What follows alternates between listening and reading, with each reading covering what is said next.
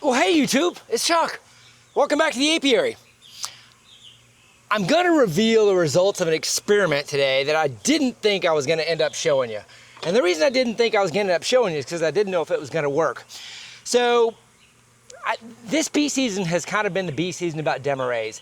Demarees for swarm control, Demarees for honey production, and I've learned a lot from you guys leaving me comments, and I just wanna say thank you. I appreciate you leaving me comments because I feel like every time somebody gives me a little morsel in a comment about their experience with Demarees, it's like a whole nother bee season of lessons learned that I'm not having to learn myself. Somebody's just giving me another idea and I'm like, you know, that makes sense.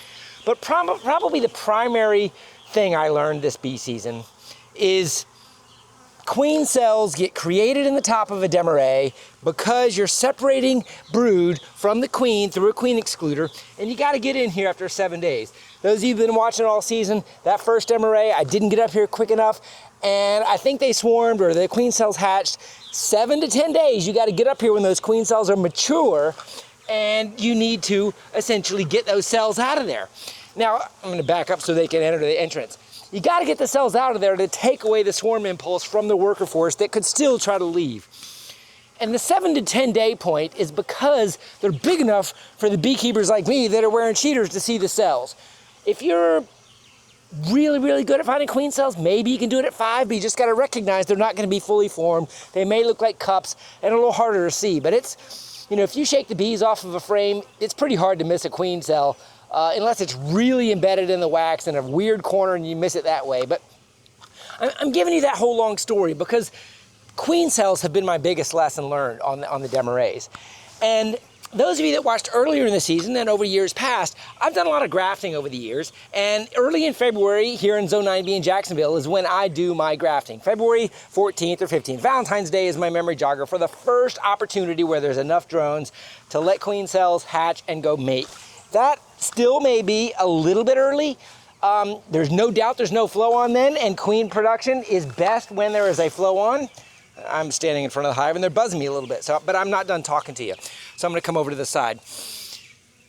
But the thought I had is the whole process of a cell starter, cell finisher with a queen right hive, a non-queen right hive, it's backwards. So the cell starter is with a queenless hive, right? And a cell finisher is a queen right hive that has a full force to finish the cells that have been started. It only takes 24 hours to start the cells, and it takes, you know, the rest of the 10 days to get them finished. I'm gonna put my veil on because they're buzzing me here, and I'm gonna keep talking, and then we're gonna get to work. Okay. So you guys have seen my face enough anyway. So the point is I had the idea that is this not just one big cell starter finisher? And in essence it is, but then I would ask you, which is it? Is it a cell starter or a cell finisher? Because there is a queen down here, so it is queen right, but the brood nest is separated far enough that it has the impulse to turn eggs put in the top into queen cells. We've seen that. But it's queen right, so will they finish them? So what I did last week, and today is day 7, I think I did this on the first, I grafted a frame of cells and I put them in the center of a Demaree that happens to have 3 supers on it at the moment. And I popped it open so I already know what's gonna happen. It worked, but this is gonna be the journey we're going on now, is to say, is the Demaree not the perfect cell starter, cell finisher? Because you don't have to switch the cell starter and cell finisher. There's what it looks like on the top, right? My graft frame is here in the middle, and this one isn't fully drawn out, I think, because I didn't have enough of the frames.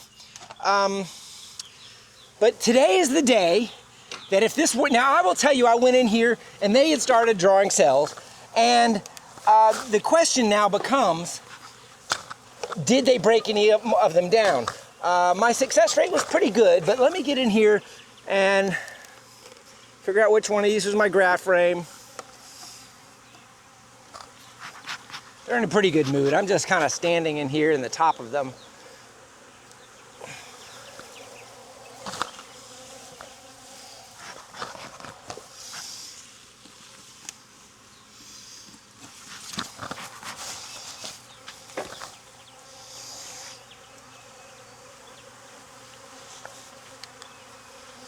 And there we go. I'm getting stung a little bit without my gloves on. So what do we have here? And it looks, they're even drawing comb on the top of them.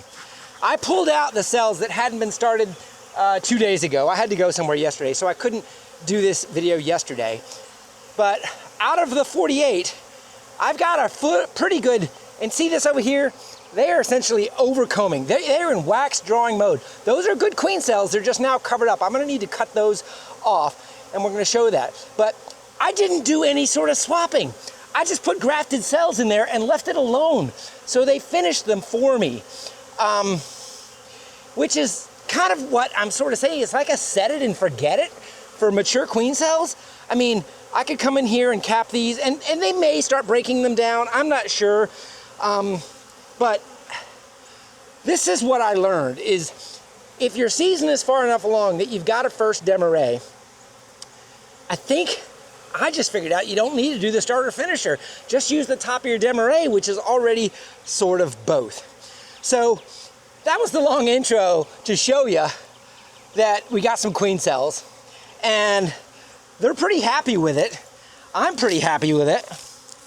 And I am going to go ahead and close this back up, set that aside, and brush them off, and come back. I'm gonna do another graft for you too. It's probably gonna be cut up. I'm gonna show you. I'm gonna go grab a frame, and we're gonna do a graft, and I'm gonna put some more back in here just to make this whole video have the whole process. But these are gonna go into the incubator. I'm gonna take those frames, we're gonna recup them, I'm gonna graft, and we're gonna put some more bees in here. And I'm gonna talk to you guys through this whole process. So I don't need to put a frame back in there because this is going to be a finisher again.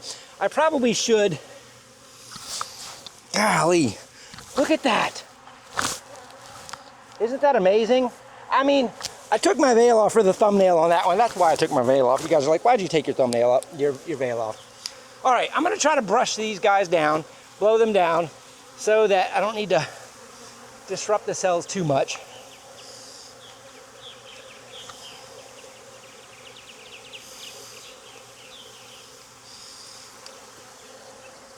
I got a brush right here too.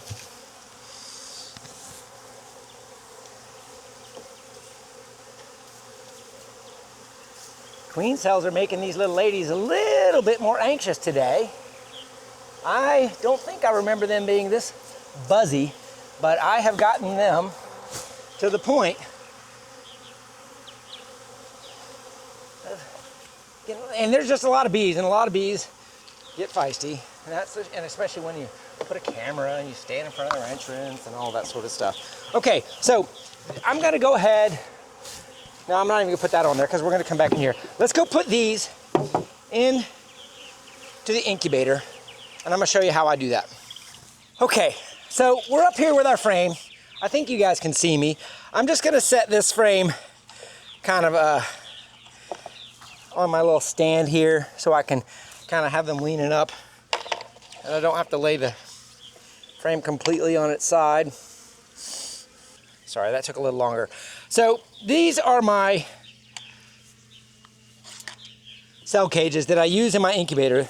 You've seen me use these before, and all I'm doing is essentially pulling these cups off very quickly, and I'm going to fast forward through this and putting each one of them very gently, because they are getting close to the sensitive stage, into a cell cup. Don't need any bees unless you're going to let them hatch out. You don't need any bees.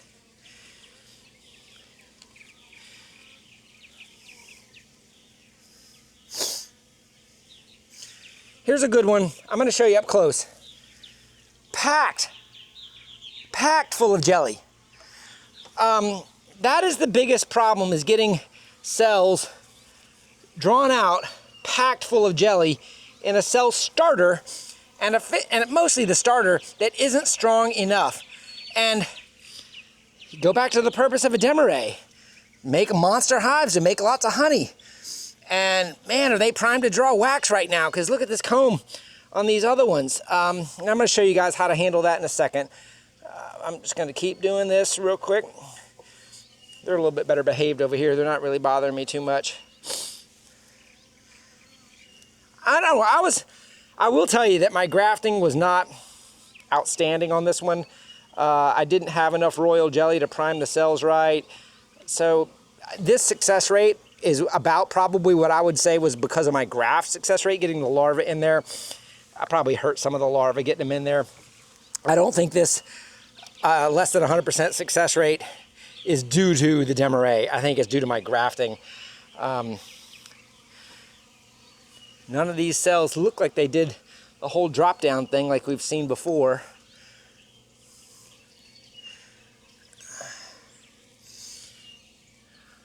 Packed full of jelly. Packed. All right, as we get up towards this other one, I'm gonna fill up this first frame. I need to go get a knife. I didn't bring a knife with me. Okay, there's one tray. Let me go get my knife. Okay, so when you have cells kind of like this, this is a good example. I don't think I've ever talked about this before. You see how this is what happens when you don't give bees something to do and they're primed to draw wax. The cell was perfect the other day, but over the last few days, they just continued drawing this out. This cell would have a chance of emerging in the hive. What the bees would do closer to draft time is they would expose this tip and she would come out. But right now it's embedded into the cell, and so it doesn't now make itself conducive to my trays, whatever. Now, you can heat up a knife just to make it like melt the wax a little bit closer, but really all you're doing is you're gonna cut this wax off of the cell to not damage the cell. The hot knife essentially makes it so you don't hurt the cell or anything. Now this is just wax, you can kind of just make it fit down in your cup, but this cell is just fine now. And this wax that was drawn around it is just gonna go into the melter. And we will continue on putting these cells in here. The wax drawn around these cells has nothing to do with viability or anything like that. It's the boredom of the nurse bees that are in wax drawing mode. There were voids in the comb and they're just filling it out. If I'd have left these in all the way to hatch, I kind of am back in the would they have kept them all viable, you know, in the whole starter finisher mode. I'm not sure the answer of that. It may be another good experiment to just let them go all the way, and maybe that's what I'll do with some of the grafts I'm going to do today. Maybe I'll let them go all the way to hatch. The other thing I probably could do with this is put some of my cages around these cells and let them hatch into virgins and bank them. You can bank virgins for a little while before you put them into mating nukes so you can kind of get them mated. Not forever, you know, depending on where you are and the temperature they're at, you know, you could probably bank virgins, you know, for a week or so. You could bank mated queens a little bit longer, as long as they have attendants feeding and caring for them. But a mated queen needs to lay eggs. So I'm not saying you could do that for very long, but once they're mated, you know, you can argue that they are a little bit more primed to be stored because they don't have that urge. I think if you bank a virgin too long and then put her in a mating nuke, she may never go on that mating flight.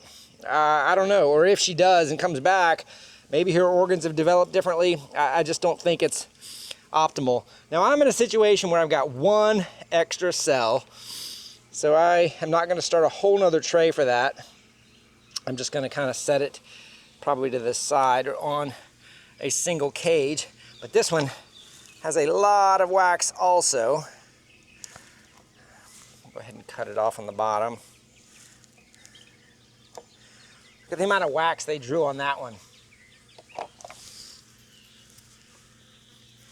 Let me see if I can heat this up and just gently cut it off also. Sometimes you hold them up to the light and you can see the cell a little bit better where it goes all the way through. Doesn't look like I damaged it at all.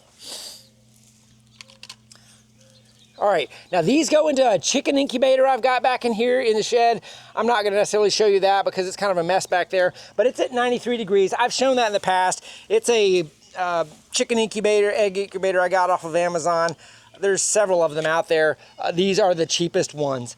So I'm gonna go put these, I got 31 cells into the incubator. let them get going, and then we'll do a little bit of grafting and I'll put another frame back in there. Stick with me. All right, YouTube, I'm back. We're here in the barn shed, and I went and picked out my grafting frame, and just kind of up close, you're not gonna be able to see it in this light. What you're looking for is just hatched larvae, I mean, as small as you can see them, floating in a pool of jelly. There's a few on this side, but most of them are on this side and they're to the outer edge. You can see some of this frame is already even capped. And one thing to remember is that the cells of a frame are bending up just a slight little bit. The bees use gravity, and this little kind of angle that the frame sits on kind of makes those cells pretty much straight in my eyes when I'm grafting. And I use cheaters to take my little whatever I got to 3 to 10 to whatever they are. I've already primed these cells with a little bit of royal jelly. I don't have much left. I showed that in a previous video, and I use the Chinese grafting tool. I am not gonna make you watch me graft. I'm gonna leave the camera rolling. I'm not a very good grafter. It takes me a few cells to kind of get going, and then I get in a groove and it speeds up towards the end. But in any case, I've got 3 cell bars. I've got my larva. I'm in here in a good lighting scenario, and you guys get to watch. Maybe even listen to a little bit of music. Stick with me.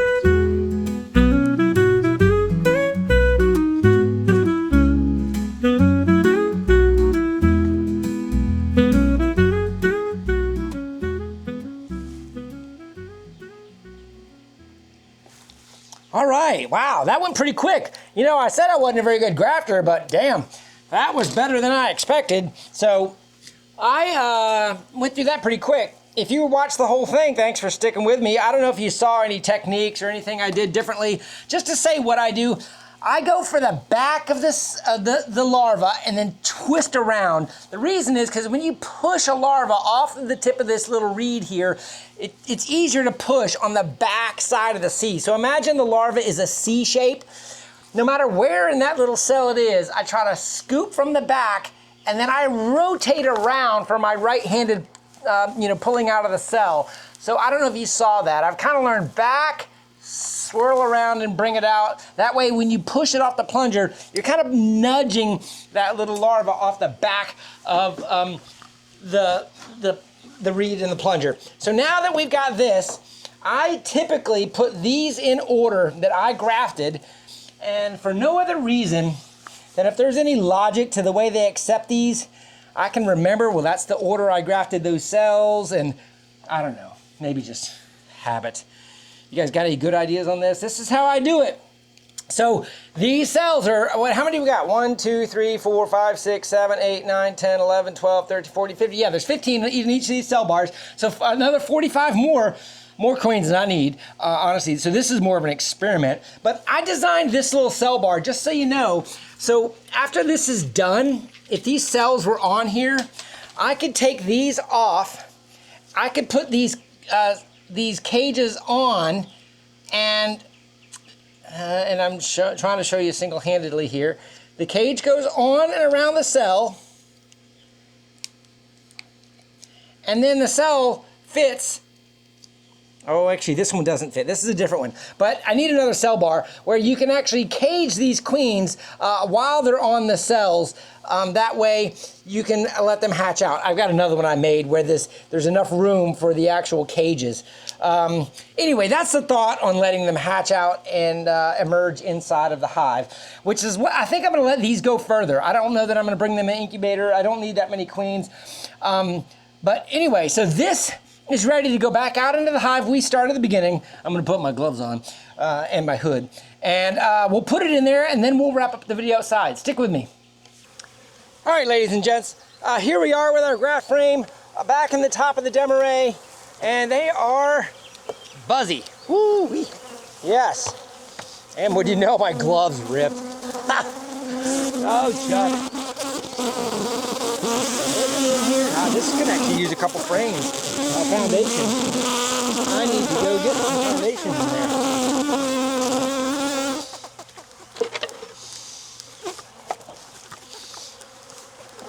Just keeping them going. Doesn't really need to be completely full. All right. Woo-wee. They don't like the fact that I stopped them. All right, but we've got the graft frame in there. Lots of bees.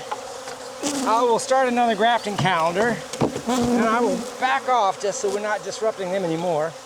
And we'll talk about this just for a little bit. So, what did we do? The Demaree, it's a beast of a hive. It's a beast of a hive. I am using it as a starter finisher.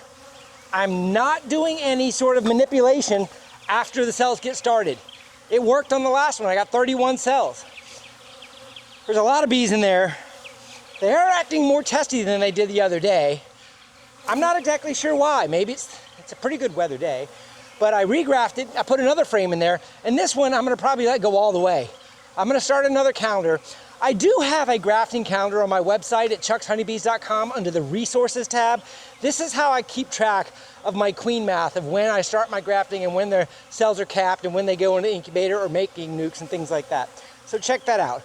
But in any case, I'm just gonna call this the Demaree, cell starter finisher trick. I think it worked pretty good. At least I got a good set of cells. I'm gonna start some mini mating nukes and double check some queens and sell those queens as I need them. Anyway, thanks for sticking with me. Appreciate all you're doing. Have a great day. Leave me a comment below if you got another idea.